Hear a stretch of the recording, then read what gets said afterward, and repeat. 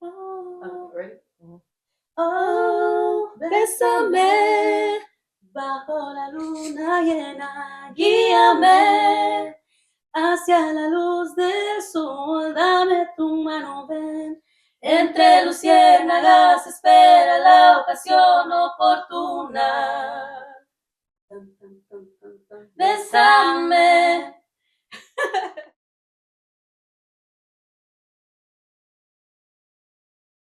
Hello and welcome to another episode of Behind the Escena. Today we have a very, very special guest. We have las hermanas Meza-Blanco, also known as Mariposas del Alma.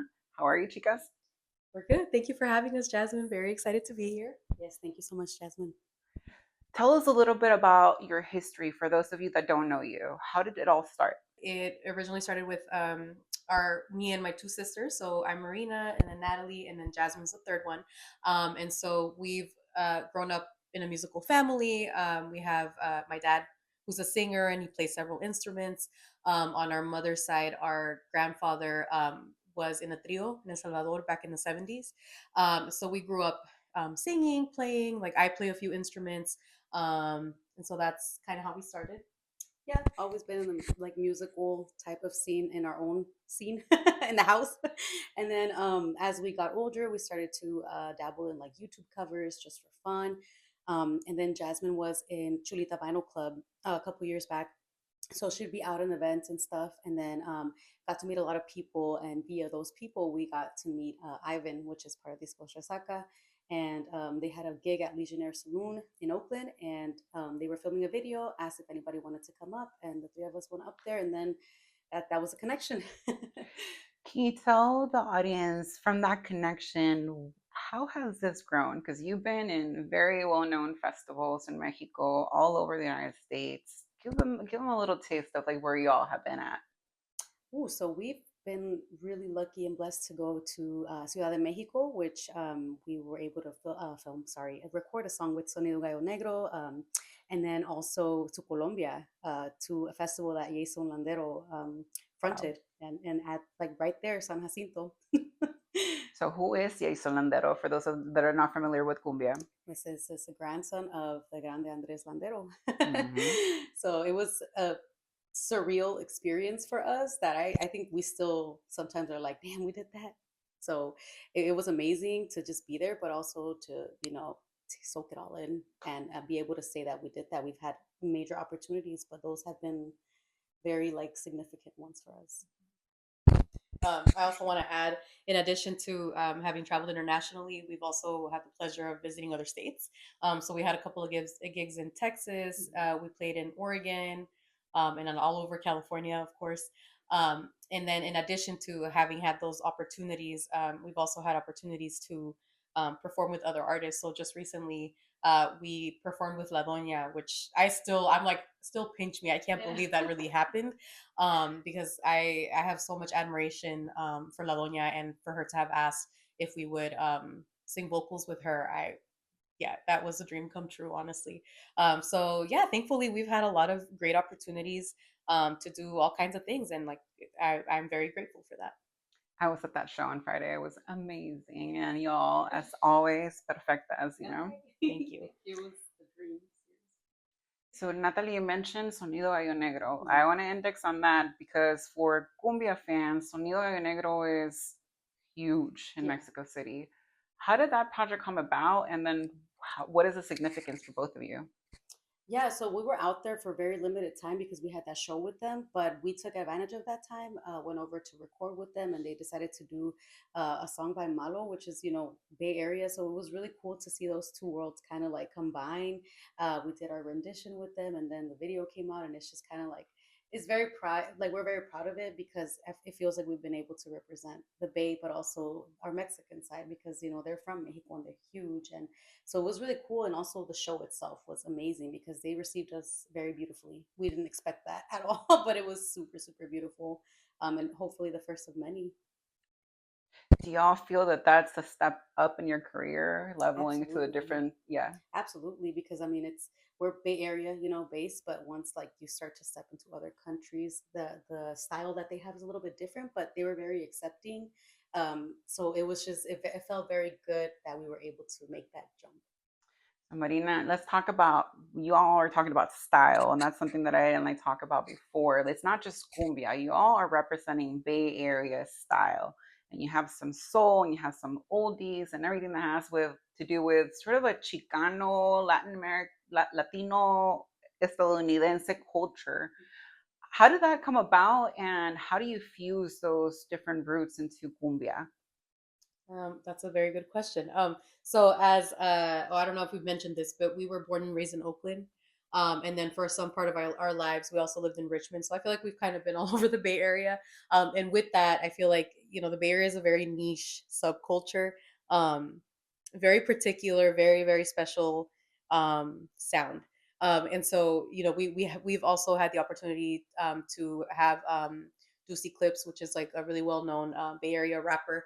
He's been in the game for a very long time, and so to have him there also, rap over the cumbia, that's definitely a very unique fusion that I personally really love and that I've seen that has been well received. So I feel like that for sure is very like Bay Area flavor.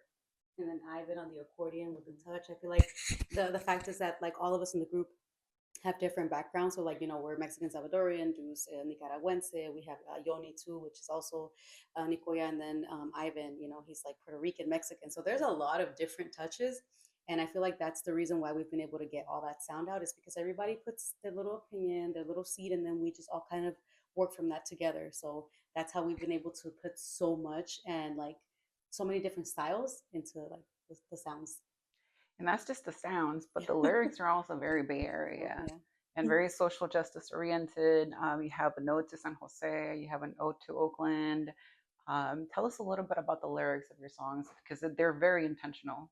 Yeah, so a lot of the songs that we have written, and then some of the songs it's been like Ivan or other people in the group like collaborating, and it's because we've lived that. It's kind of like I feel like we, in a way, are the voice for the people that or maybe aren't able to share as much, or maybe it's just not as comfortable. But I think we try to take our own experiences and put them out there because a lot of people relate, and that's really important to us is to relate to the community in every way that we can. You're carrying different generations forward with your music, and at the same time, you're bringing in younger audience.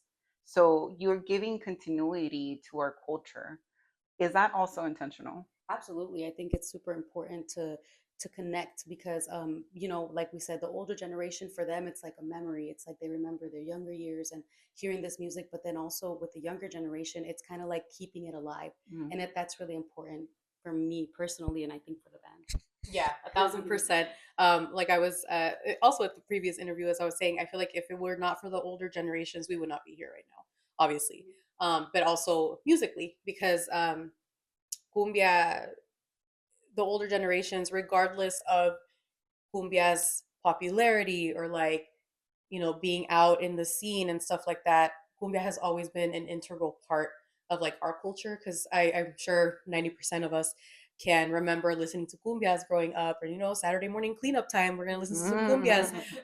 So that kind of thing. And for me, that's why it's very important for me to make sure that um, the older generations are vibing with us and that they're gravitating towards us. And I always personally, one of my favorite parts of every show is after the fact that people come up to us and are like, "Ay, qué bonito cantan," or "You guys sing so beautifully. Thank you so much." And it's always like older people, and like they're always like, "Your energy's so beautiful." And for me, I'm like, that's all I need.